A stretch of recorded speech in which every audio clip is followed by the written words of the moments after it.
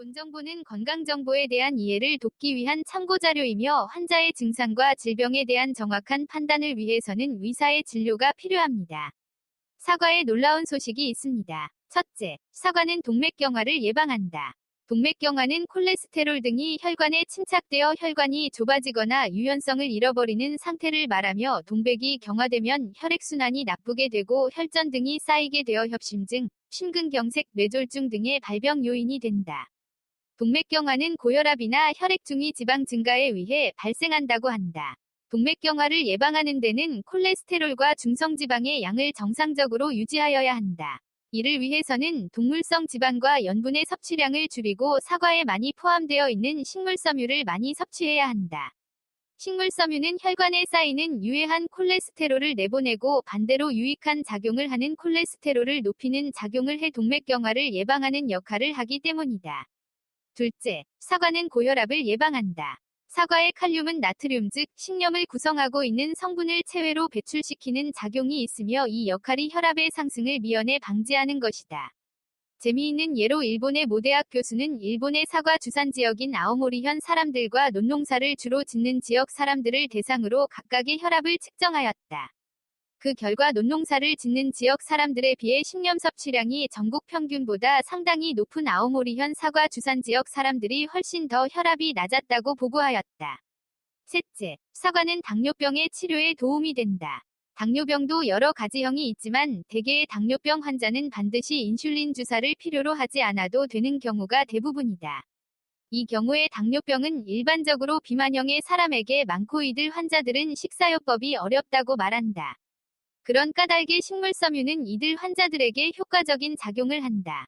특히 식물섬유를 많이 포함하고 있는 사과는 칼로리 과다에 걱정이 없고 사과 한 개만으로도 공복감을 채울 수 있으므로 칼로리 섭취량을 제한받는 당뇨병 환자에게 일석이조라 하겠다. 그러나 당뇨병 환자의 경우 일반적으로 하루 한 개의 사과밖에 허용하지 않으므로 정제된 사과섬유를 권장한다. 사과에는 수용성 식물섬유가 포함되어 있으며 이 수용성 식물섬유는 체내에서 수분을 흡수하고 팽창하며 동시에 점성을 띠게 된다. 그러면 음식은 이 점성에 의하여 위내에서 머무르는 시간이 길어지게 되거나 소장에서의 영양소 흡수도 지연되게 된다. 그렇게 되어 혈당치의 상승도 자연히 억제시키게 되는 것이다. 넷째, 사과는 변비를 해결해주고 대장암을 예방해준다.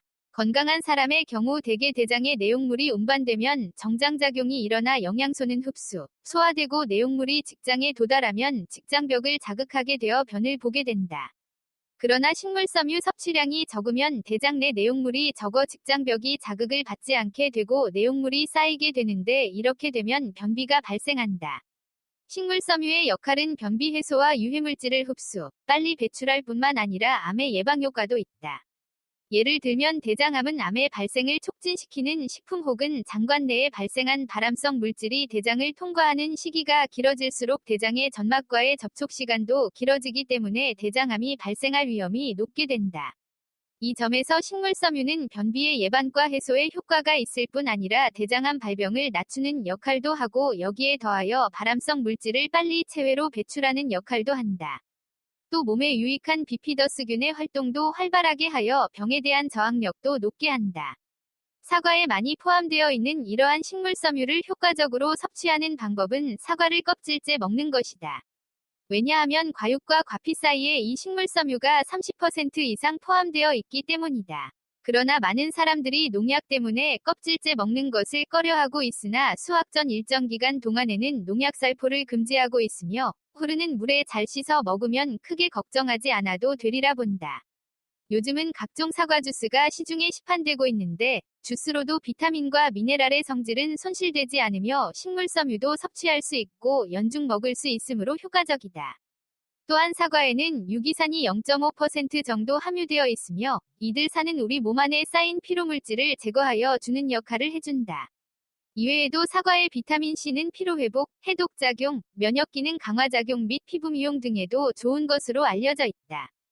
또 사과는 다이어트에도 그 위력을 발휘한다.